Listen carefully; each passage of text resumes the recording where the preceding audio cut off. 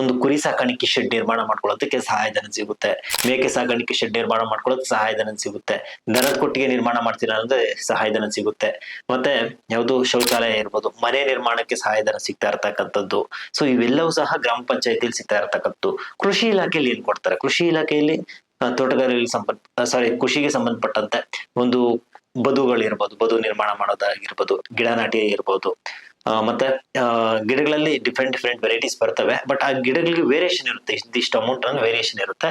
ಮತ್ತೆ ಕೃಷಿ ಹೊಂಡ ನಿರ್ಮಾಣ ಮಾಡ್ಕೊಳ್ಳೋದಿರ್ಬೋದು, ಕಾಲುವೆಗಳ ಅಭಿವೃದ್ಧಿ ಇರ್ಬೋದು. ಸೊ ಈ ರೀತಿ ಒಂದು ಯೋಜನೆಗಳು ಕೃಷಿ ಇಲಾಖೆಯಲ್ಲಿ ನಮ್ಗೆ ಸಿಗ್ತಾ ಇರ್ತಕ್ಕಂಥದ್ದು. ಇನ್ನು ರೇಷ್ಮೆ ಇಲಾಖೆಗೆ ನಾವು ಬರೋದಾದ್ರೆ, ಇಬ್ಬನೇರಳೆ ನಾಟಿ ಮಾಡ್ತಿರೋದಾದ್ರೆ, ಮರಗಡ್ಡಿ ನಾಟಿ ಮಾಡ್ತಿರೋದಾದ್ರೆ, ರೇಷ್ಮೆ ಹುಳು ಮನೆ ಕಟ್ತಿರೋದಾದ್ರೆ, ಸೊ ಬಟ್ ರೇಷ್ಮೆ ಹುಳು ಮನೆಗೆ ಸಪರೇಟ್ ಅಮೌಂಟ್ ಬರುತ್ತೆ ಸಬ್ಸಿಡಿ ರೂಪದಲ್ಲಿ. ಬಟ್ ಅದು ನರೇಗಾ ಯೋಜನೆಯಲ್ಲಿ ಇರೋದಿಲ್ಲ. ಅದು ಸಹ ರೇಷ್ಮೆ ಇಲಾಖೆಯಲ್ಲಿ ಬರ್ತಾ ಇರ್ತಕ್ಕಂಥದ್ದು. ನೀವು ನರ್ಸರಿ ಏನಾದ್ರು ಮಾಡ್ತೀರ ಅನ್ನೋದಾದ್ರೆ ಅದಕ್ಕೆ ಇಂತಿಷ್ಟು ಅಮೌಂಟ್ ಅನ್ನೋದು ಸಿಗ್ತಾ ಇರ್ತಕ್ಕಂಥದ್ದು. ಸೊ ಇವೆಲ್ಲ ಡಿಪಾರ್ಟ್ಮೆಂಟ್. ಮತ್ತೆ ತೋಟಗಾರಿಕೆಯಲ್ಲಿ ನೀವು ತೋಟಗಾರಿಕೆ ಬೆಳೆಗಳನ್ನ ಬೆಳಿಬೇಕಾದ್ರೆ ಫ್ಲವರ್ಸ್ ಇರ್ಬೋದು, ಅಥವಾ ದಾಳಿಂಬೆ, ಮಾವು, ಗೋಡಂಬಿ ಈ ರೀತಿಯ ಒಂದು ಸಸಿಗಳನ್ನ ನಾಟಿ ಮಾಡ್ತಿರೋದಾದ್ರೆ ನಿಮ್ಗೆ ತೋಟಗಾರಿಕೆ ಇಲಾಖೆಯಿಂದ ನರೇಗಾ ಯೋಜನೆಯಡಿ ನಿಮ್ಗೆ ಈ ಒಂದು ಬೆನಿಫಿಟ್ ಸಿಗ್ತಾ ಇರ್ತಕ್ಕಂಥದ್ದು. ಒಂದು ನೆನಪಿರ್ಲಿ, ಸಾಮಾನ್ಯವಾಗಿ ನಾವು ಒಂದು ನರೇಗಾ ಯೋಜನೆಯಡಿ ಒಂದು ಕುಟುಂಬಕ್ಕೆ ಲೈಫ್ ಟೈಮ್ ನಾನು ಹೇಳ್ತಾ ಇರ್ತಕ್ಕಂಥ ಒಂದು ಕುಟುಂಬಕ್ಕೆ 5 ಲಕ್ಷ ರೂಪಾಯಿವರೆಗೂ ನೀವು ಸಹಾಯಧನವನ್ನ ಪಡ್ಕೊಳ್ಬಹುದಾಗುತ್ತೆ.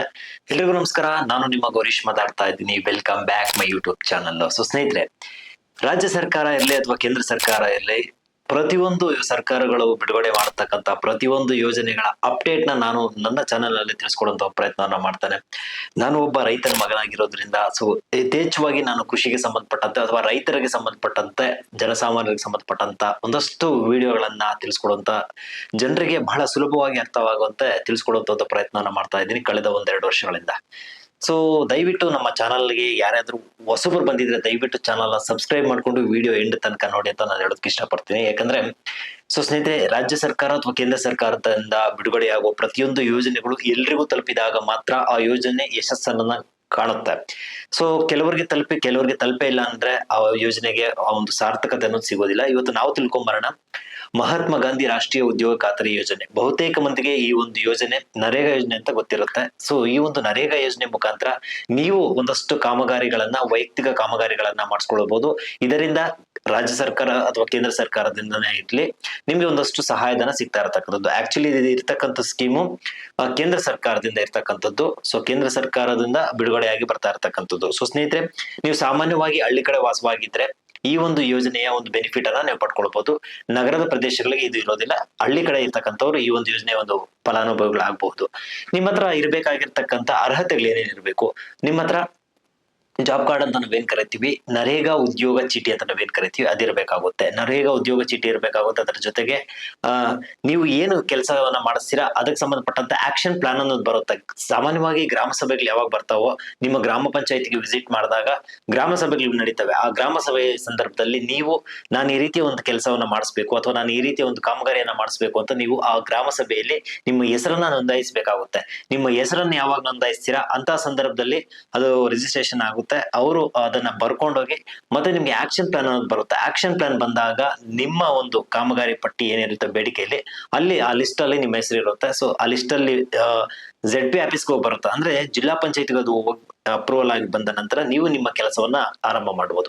ಹಾಗಾದ್ರೆ ಏನೇನೆಲ್ಲ ಕೆಲಸವನ್ನ ಇಲ್ಲಿ ನಾವು ಮಾಡಬಹುದಾದ್ರೆ, ನಿಮ್ಮ ತೋಟ ಅಥವಾ ಹೊಲ ಗದ್ದೆಗಳಲ್ಲಿ ಬದು ನಿರ್ಮಾಣ ಇರ್ಬೋದು, ಗಿಡ ನಾಟಿ ಇರ್ಬೋದು, ಸೊ ಮಾವು ಗಿಡ, ಗೋಡಂಬಿ ಗಿಡ, ಸೊ ಇನ್ನಿತರ ಒಂದು ಗಿಡಗಳಿಗೆ ಸಂಬಂಧಪಟ್ಟ ಅಂದ್ರೆ ಇಲ್ಲಿ ಒಂದು 5 ಡಿಪಾರ್ಟ್ಮೆಂಟ್ಗಳು ಬರ್ತಾ ಇರ್ತಕ್ಕಂಥದ್ದು. ಇದರಲ್ಲಿ ಈ 5 ಡಿಪಾರ್ಟ್ಮೆಂಟ್ಗಳಿಂದ ಸಹ ನೀವು ಈ ಒಂದು ಯೋಜನೆ ಒಂದು ಬೆನಿಫಿಟ್ ಪಡ್ಕೊಳ್ಬಹುದು. ಯಾವ್ದು 5 ಡಿಪಾರ್ಟ್ಮೆಂಟ್ ಅನ್ನೋದಾದ್ರೆ ಕೃಷಿ ಇಲಾಖೆ, ರೇಷ್ಮೆ ಇಲಾಖೆ, ತೋಟಗಾರಿಕೆ ಇಲಾಖೆ, ಅರಣ್ಯ ಇಲಾಖೆ ಮತ್ತೆ ಗ್ರಾಮ ಪಂಚಾಯತಿ. ಈ 5 ಡಿಪಾರ್ಟ್ಮೆಂಟ್ಗಳಲ್ಲಿ ನೀವು ಕೆಲಸ ಕಾರ್ಯಗಳನ್ನ ಮಾಡಿಸ್ಕೊಳ್ಬಹುದಾಗುತ್ತೆ. ಸೊ ಮತ್ತೆ ಇನ್ನೊಂದು ಜಲನಯನ ಇಲಾಖೆನೂ ಸಹ ಇರ್ತಕ್ಕಂಥದ್ದು. ಸೊ ಟೋಟಲ್ 6 ಡಿಪಾರ್ಟ್ಮೆಂಟ್ ಇರ್ತಕ್ಕಂಥದ್ದು. ಇಷ್ಟು ಡಿಪಾರ್ಟ್ಮೆಂಟ್ಗಳಲ್ಲಿ ನೀವು ನರೇಗಾ ಯೋಜನೆ ಒಂದು ಬೆನಿಫಿಟ್ ಅನ್ನ ಪಡ್ಕೊಳ್ಬಹುದು. ಸಾಮಾನ್ಯವಾಗಿ ಗ್ರಾಮ ಪಂಚಾಯತಿ ಅಂತ ಬಂದಾಗ ಗ್ರಾಮ ಪಂಚಾಯತಿಯಲ್ಲಿ ನಿಮ್ಗೆ ಒಂದು ಕುರಿ ಸಾಕಾಣಿಕೆ ಶೆಡ್ ನಿರ್ಮಾಣ ಮಾಡ್ಕೊಳ್ಳೋದಕ್ಕೆ ಸಹಾಯಧನ ಸಿಗುತ್ತೆ. ಮೇಕೆ ಸಾಕಾಣಿಕೆ ಶೆಡ್ ನಿರ್ಮಾಣ ಮಾಡ್ಕೊಳ್ಳೋದಕ್ಕೆ ಸಹಾಯಧನ ಸಿಗುತ್ತೆ. ದನದ ಕೊಟ್ಟಿಗೆ ನಿರ್ಮಾಣ ಮಾಡ್ತೀರಾ ಅಂದ್ರೆ ಸಹಾಯಧನ ಸಿಗುತ್ತೆ. ಮತ್ತೆ ಯಾವುದು ಶೌಚಾಲಯ ಇರ್ಬೋದು, ಮನೆ ನಿರ್ಮಾಣಕ್ಕೆ ಸಹಾಯಧನ ಸಿಗ್ತಾ ಇರ್ತಕ್ಕಂಥದ್ದು. ಸೊ ಇವೆಲ್ಲವೂ ಸಹ ಗ್ರಾಮ ಪಂಚಾಯತಿಯಲ್ಲಿ ಸಿಗ್ತಾ ಇರ್ತಕ್ಕಂಥದ್ದು. ಕೃಷಿ ಇಲಾಖೆಯಲ್ಲಿ ಏನ್ ಕೊಡ್ತಾರೆ? ಕೃಷಿ ಇಲಾಖೆಯಲ್ಲಿ ಕೃಷಿಗೆ ಸಂಬಂಧಪಟ್ಟಂತೆ ಒಂದು ಬದುಗಳಿರ್ಬೋದು, ಬದು ನಿರ್ಮಾಣ ಮಾಡೋದಾಗಿರ್ಬೋದು, ಗಿಡ ನಾಟಿ ಇರ್ಬೋದು, ಮತ್ತೆ ಗಿಡಗಳಲ್ಲಿ ಡಿಫ್ರೆಂಟ್ ವೆರೈಟೀಸ್ ಬರ್ತವೆ. ಬಟ್ ಆ ಗಿಡಗಳಿಗೆ ವೇರಿಯೇಷನ್ ಇರುತ್ತೆ, ಇದಿಷ್ಟು ಅಮೌಂಟ್ ಅನ್ನೋ ವೇರಿಯೇಷನ್ ಇರುತ್ತೆ. ಮತ್ತೆ ಕೃಷಿ ಹೊಂಡ ನಿರ್ಮಾಣ ಮಾಡ್ಕೊಳ್ಳೋದಿರ್ಬೋದು, ಕಾಲುವೆಗಳ ಅಭಿವೃದ್ಧಿ ಇರ್ಬೋದು. ಸೊ ಈ ರೀತಿ ಒಂದು ಯೋಜನೆಗಳು ಕೃಷಿ ಇಲಾಖೆಯಲ್ಲಿ ನಮ್ಗೆ ಸಿಗ್ತಾ ಇರ್ತಕ್ಕಂಥದ್ದು. ಇನ್ನು ರೇಷ್ಮೆ ಇಲಾಖೆಗೆ ನಾವು ಬರೋದಾದ್ರೆ, ಇಬ್ಬನೇರಳೆ ನಾಟಿ ಮಾಡ್ತೀರ ಅನ್ನೋದಾದ್ರೆ, ಮರಗಡ್ಡಿ ನಾಟಿ ಮಾಡ್ತೀರ ಅನ್ನೋದಾದ್ರೆ, ರೇಷ್ಮೆ ಹುಳು ಮನೆ ಕಟ್ತೀರ ಅನ್ನೋದಾದ್ರೆ, ಸೊ ಬಟ್ ರೇಷ್ಮೆ ಹುಳು ಮನೆಗೆ ಸಪರೇಟ್ ಅಮೌಂಟ್ ಬರುತ್ತೆ ಸಬ್ಸಿಡಿ ರೂಪದಲ್ಲಿ. ಬಟ್ ಅದು ನರೇಗಾ ಯೋಜನೆಯಲ್ಲಿ ಇರೋದಿಲ್ಲ.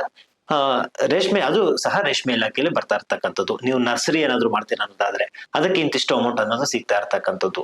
ಸೊ ಇವೆಲ್ಲ ಡಿಪಾರ್ಟ್ಮೆಂಟ್. ಮತ್ತೆ ತೋಟಗಾರಿಕೆಯಲ್ಲಿ ನೀವು ತೋಟಗಾರಿಕೆ ಬೆಳೆಗಳನ್ನ ಬೆಳಿಬೇಕಾದ್ರೆ ಫ್ಲವರ್ಸ್ ಇರ್ಬೋದು, ಅಥವಾ ದಾಳಿಂಬೆ, ಮಾವು, ಗೋಡಂಬಿ ಈ ರೀತಿ ಒಂದು ಸಸಿಗಳನ್ನ ನಾಟಿ ಮಾಡ್ತೀರ ಅಂತಾದ್ರೆ ನಿಮ್ಗೆ ತೋಟಗಾರಿಕೆ ಇಲಾಖೆಯಿಂದ ನರೇಗಾ ಯೋಜನೆಯಡಿ ನಿಮ್ಗೆ ಈ ಒಂದು ಬೆನಿಫಿಟ್ ಸಿಗ್ತಾ ಇರ್ತಕ್ಕಂಥದ್ದು.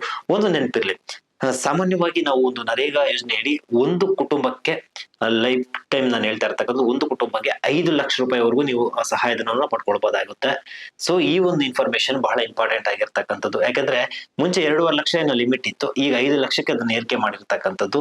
ಸೊ ಈ 5 ಲಕ್ಷದ ಒಂದು ಬೆನಿಫಿಟ್ ಅನ್ನ ನೀವು ಪಡ್ಕೊಳ್ಬಹುದು. ನಿಮ್ಮ ಹತ್ರ ಜಾಬ್ ಕಾರ್ಡ್ ಅನ್ನೋದು ಇರಬೇಕಾಗುತ್ತೆ. ನೀವು ಮಾಡ್ತಕ್ಕಂಥ ಕಾಮಗಾರಿ ಪಟ್ಟಿಯನ್ನ ನೀವು ಗ್ರಾಮ ಸಭೆಯಲ್ಲಿ ನಡೆದಾಗ ಅಲ್ಲಿ ಆಕ್ಷನ್ ಪ್ಲಾನ್ಗೆ ಸೇರಿಸ್ಬಿಟ್ಟು ಬರಬೇಕಾಗುತ್ತೆ. ಇದು ಬಹಳ ಇಂಪಾರ್ಟೆಂಟ್ ಆಗಿರ್ತಕ್ಕಂಥದ್ದು. ಅದು ಅಪ್ರೂವಲ್ ಆಗಿ ಬಂದ ನಂತರ ಅವ್ರ ಪ್ರೊಸೆಸ್ ಹೇಳ್ಕೊಡ್ತಾರೆ ನಿಮ್ಗೆ, ಯಾವ್ಯಾವ ಪ್ರೊಸೆಸ್ ಸ್ಟೆಪ್ ಬೈ ಸ್ಟೆಪ್ ಯಾವ್ಯಾವ ತರ ಮಾಡ್ಬೇಕನ್ನೋದನ್ನ ಅವ್ರು ಹೇಳ್ಕೊಡ್ತಾರೆ. ಇದು ಬಹಳ ಇಂಪಾರ್ಟೆಂಟ್ ಆಗಿರ್ತಕ್ಕಂಥದ್ದು. ಈ 5 ಡಿಪಾರ್ಟ್ಮೆಂಟ್ ಗಳಲ್ಲೂ ಸಹ ನಿಮ್ಗೆ ಸಿಗ್ತಾ ಇರ್ತಕ್ಕಂಥದ್ದು. ಫಾರೆಸ್ಟ್ ಡಿಪಾರ್ಟ್ಮೆಂಟ್ ಇರ್ಬೋದು, ಸೊ ಫಾರೆಸ್ಟ್ ಒಂದು ಗಿಡಗಳನ್ನ ನೀವು ನಾಟಿ ಮಾಡ್ತೀರಾ ಅನ್ನೋದಾದ್ರೆ ಅದಕ್ಕೂ ಅಷ್ಟೇ ಸಬ್ಸಿಡಿ ಅಲ್ಲ, ನರೇಗಾ ಯೋಜನೆ ನಿಮ್ಗೆ ಸಹಾಯಧನ ಸಿಗ್ತಾ ಇರ್ತಕ್ಕಂಥದ್ದು. ಇದನ್ನ ನೀವು ರೀಪೇಮೆಂಟ್ ಮಾಡ್ತೀರಾ ಅನ್ನೋದಾದ್ರೆ ಯಾವುದೇ ಕಾರಣಕ್ಕೂ ರೀಪೇಮೆಂಟ್ ಮಾಡುವಂತ ಅವಶ್ಯಕತೆ ಇರೋದಿಲ್ಲ. ಕಂಪ್ಲೀಟ್ಲಿ ನೀವು ಮಾಡ್ತಕ್ಕಂಥ ಕೆಲಸ ಕಾರ್ಯಗಳಿಗೆ ಸರ್ಕಾರದಿಂದ ಕೊಡ್ತಾ ಇರ್ತಕ್ಕಂಥದ್ದು. ಸೊ ಸ್ನೇಹಿತರೆ, ನಾವು ಕಾಮಗಾರಿ ಪಟ್ಟಿ ಅಥವಾ ಕಾಮಗಾರಿ ಬೇಡಿಕೆ ಅಂತ ನಾವೇನ್ ಕರಿತೀವಿ, ನರೇಗಾ ಯೋಜನೆ ಅಡಿಯಲ್ಲಿ ನೀವೇನಾದ್ರೂ ಕೆಲಸ ಮಾಡಿಸಿದ್ರೆ ನಿಮ್ಗೆ ಒಂದು ಐಡಿಯಾ ಇರುತ್ತೆ. ಸಾಮಾನ್ಯವಾಗಿ ಹಳ್ಳಿ ಕಡೆ ಯಾರು ಮಾಡ್ಸಿರ್ತಾರೋ ಅವ್ರಿಗೆ ಒಂದು ಐಡಿಯಾ ಇರುತ್ತೆ. ಇವತ್ತು ಮೇಕೆ ಸಾಕಾಣಿಕೆ ಶೆಡ್ ನಿರ್ಮಾಣ ಮಾಡ್ಕೊಳ್ಳೋರಿಗೆ ಇಷ್ಟೊಂದು 70,000 ರೂಪಾಯಿ ಅಮೌಂಟ್ ಕೊಡ್ತಾ ಇರ್ತಕ್ಕಂಥದ್ದು. ಅದೇ ರೀತಿ ಕುರಿ ಸಾಕಾಣಿಕೆಗೂ ಅಷ್ಟೇ 70,000 ರೂಪಾಯಿ ಅಮೌಂಟ್ ಕೊಡ್ತಾ ಇರ್ತಕ್ಕಂಥದ್ದು. ಇನ್ನುಳಿದ ಅಮೌಂಟ್ ಅನ್ನ ನೀವು ಹಾಕಿ ಒಂದಷ್ಟು ಶೆಡ್ ಅನ್ನ ಕನ್ಸ್ಟ್ರಕ್ಷನ್ ಮಾಡಿಸ್ಕೊಂಡು ನೀವು ಕುರಿ ಸಾಕಾಣಿಕೆ ಅಥವಾ ಮೇಕೆ ಸಾಕಾಣಿಕೆ ಮಾಡಿ ಆರ್ಥಿಕವಾಗಿ ಒಂದಷ್ಟು ಫೈನಾನ್ಷಿಯಲ್ಗೆ ಅದು ಸಪೋರ್ಟಿವ್ ಆಗಿರ್ತಕ್ಕಂಥದ್ದು. ಯಾಕಂದ್ರೆ ನಾವು ಯಾವುದೇ ಒಂದು ಕೃಷಿ ಅಂತ ಬಂದಾಗ ಒಂದನ್ನ ನಂಬ್ಕೊಂಡು ಹಳ್ಳಿ ಕಡೆ ಜೀವನ ಮಾಡೋದು ತುಂಬಾ ಕಷ್ಟ ಇರ್ತಕ್ಕಂಥದ್ದು. ಒಂದರ ಜೊತೆಗೆ ಇನ್ನೊಂದಷ್ಟು ಸಹಾಯ ಆದಾಗ ಮಾತ್ರ ಆರ್ಥಿಕವಾಗಿ ಸದೃಢರಾಗೋದಕ್ಕೆ ಸಾಧ್ಯ ಆಗುತ್ತೆ.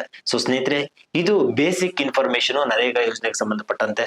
ನೀವು ಈ ಒಂದು ಯೋಜನೆ ಅಡಿಯಲ್ಲಿ ಏನಾದ್ರೂ ಕೆಲಸ ಕಾರ್ಯಗಳನ್ನ ಮಾಡಿಸಿದ್ರೆ ನಿಮ್ಗೊಂದು ಐಡಿಯಾ ಇರುತ್ತೆ. ಮಾಡಿಸಿಲ್ಲ ಅಂದ್ರೆ ಫಸ್ಟ್ ನಿಮ್ಮ ಹತ್ರ ಜಾಬ್ ಕಾರ್ಡ್ ಇರ್ಬೇಕು. ನಿಮ್ಮ ಹತ್ರ ಜಾಬ್ ಕಾರ್ಡ್ ಇಲ್ಲ ಅನ್ನೋದಾದ್ರೆ ಫಸ್ಟ್ ನಿಮ್ಮ ಗ್ರಾಮ ಪಂಚಾಯತಿಗೆ ಹೋಗಿ ನರೇಗಾ ಯೋಜನೆ ಅಡಿ ಒಂದು ಜಾಬ್ ಕಾರ್ಡ್ ಅಂತ ಕೇಳಿ, ಉದ್ಯೋಗ ಚೀಟಿ ಅಂತ ಕೇಳಿ. ಅದಕ್ಕೆ ಡಾಕ್ಯುಮೆಂಟ್ಸ್ ಅನ್ನ ಕೇಳ್ತಾರೆ. ಡಾಕ್ಯುಮೆಂಟ್ಸ್ ಅನ್ನ ಸಬ್ಮಿಟ್ ಮಾಡಿದ್ರೆ ನಿಮ್ಗೆ ಉದ್ಯೋಗ ಚೀಟಿಯನ್ನು ಕೊಡ್ತಾರೆ. ಅದಕ್ಕೊಂದು ಸಂಖ್ಯೆಯನ್ನ ಕೊಟ್ಟಿರ್ತಾರೆ. ಆ ಸಂಖ್ಯೆ ಬಹಳ ಇಂಪಾರ್ಟೆಂಟ್ ಆಗಿರ್ತಕ್ಕಂಥದ್ದು.